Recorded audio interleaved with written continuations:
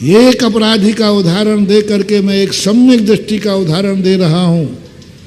मंदिर से घर जाएगा वो, लेकिन जाकर के भी वो यही सोचेगा किस उपाय से करूं, इनकी व्यवस्था में करूं और छुट्टी पाऊं, इनको कैसे करूं, क्या करूं। वकील करेगा, गुरु के पास जाएगा, गुरु ही वकील है, शास्त्र पढ़ेगा, ये लाखी किताबें हैं कि मैंने जो अपराध किया है अब मैं जेल तो हो गया, मैं इससे मुक्ति कैसे पाऊं, कैसे पाऊं, कैसे क्या हो। ये 24 घंटे उसके मन में घूमता है। उसका नाम है सम्यक दृष्टि। सुन रहे हो रे कलयुगी सम्यक दृष्टि हो। ये मैं नहीं कह रहा हूं, ये विद्वान पंडित बनारसी दास कहते हैं। अटापटी उसे घर जेल रख रहा है, 84 खंड का मकान, भरतेश वैभव भरत चक्रवर्ती का। वो कहता है कि ये खुशी की बात नहीं, मेरे अपराध बड़े हैं इसलिए मुझे बड़े जेल में रख रहा है। कभी तुम्हें अपने घर में रहते हुए महसूस हुआ कि ये जेल है? जिस दिन तुम्हें जेल हो महसूस हो जाएगा, उसके बाद तुम मंदिर आ जाओ, तुम मंदिर का आनंद तुम्हें मिल जाएगा और तुम फिर मंदिर को ऐसा समझोगे कि नहीं बहुत आनंद, फिर तुम जाओगे नहीं, ले जाया जाएगा। परिवार के बीच में रहते रहते तुम्हें लगा कि ये बेड़ियां हैं। कभी पत्नी बेड़ी लगी? तुम्हारी कभी नहीं छूट सकती। तुम्हें जबरदस्ती कोई ब्रह्मचारी बना भी दे तो तुम भ्रष्ट हो जाओगे पुष्प डालने से, क्योंकि तुम्हारी पत्नी कैसी है। लड़ने वाली की नहीं पूछ रहा हूं, दिल की बहुत सुशील है, बहुत अच्छी है, तुम्हें परमेश्वर मानती है, घर की लक्ष्मी है, सब गुण हो उसमें, एक भी दुर्गुण नहीं है उसमें, उसकी पूछ रहा हूं।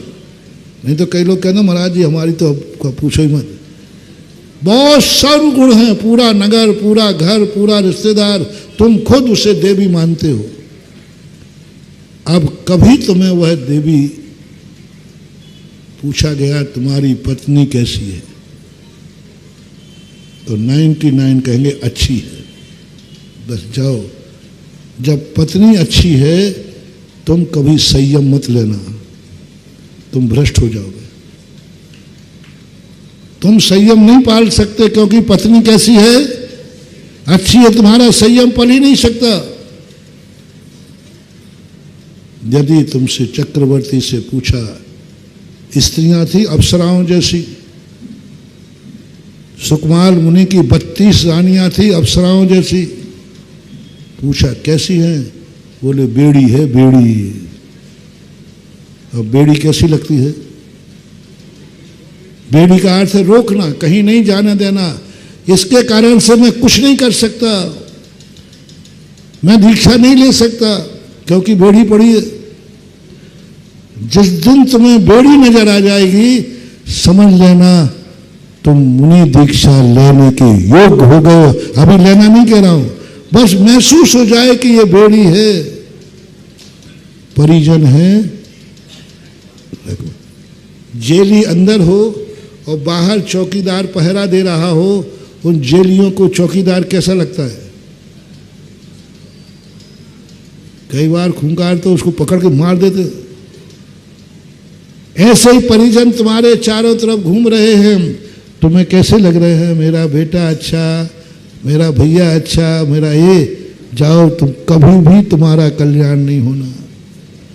जिस दिन तुम्हें लग जाए ये सब मेरे अपराधी गण करके मेरे लिए घेरे हैं, ये सब चौकीदार हैं, ये बेड़ी है और घर मेरा कारागृह है, बस इतना सा महसूस कर लो। और ऐसा महसूस करके एक दिन मंदिर आ जाना, बस एक दिन की बात कह रहा हूं, एक दिन मंदिर आ जाना, वो जो तुम्हें आनंद की उपलब्धि होगी मैं नहीं कह सकता। इसलिए मैंने प्रवचन के प्रारंभ में कहा, जिसको तुम्हें छोड़ना है उसके संबंध में तुम्हें ज्ञान क्या है। घर छोड़ा है, घर के संबंध में ज्ञान दो। संसार छोड़ना चाहते हो, परिवार छोड़ना चाहते हो, परिवार का तुम्हें क्या ज्ञान है? क्या ज्ञान है, क्या जानते हो तुम? संसार छोड़ना चाहते हो, संसार का क्या ज्ञान है? पाप छोड़ना चाहते हो, पाप का क्या ज्ञान है?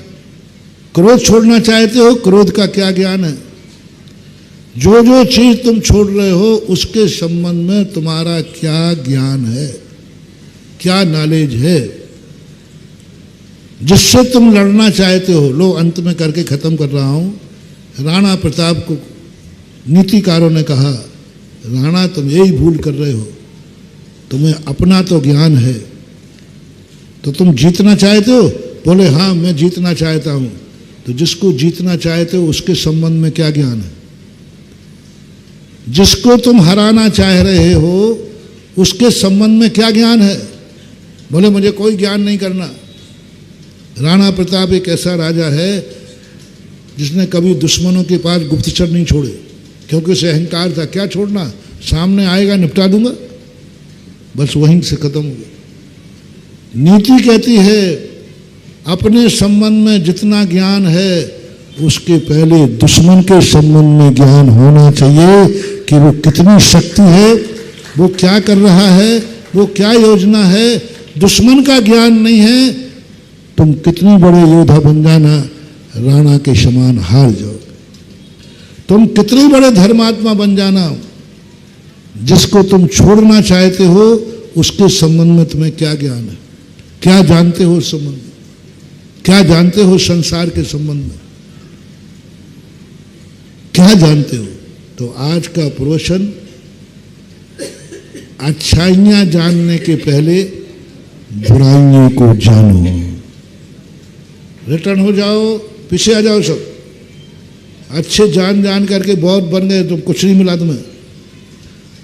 आत्मा को जानते जानते बहुत दिन हो गए, भगवान को जानते जानते बहुत हो गए, गुरु को जानते जानते बहुत दिन हो गए। अब थोड़ा बुराइयों को जानो। बुराइयों के संबंध में क्या ज्ञान है? संसार छोड़ना है, संसार का ज्ञान करो।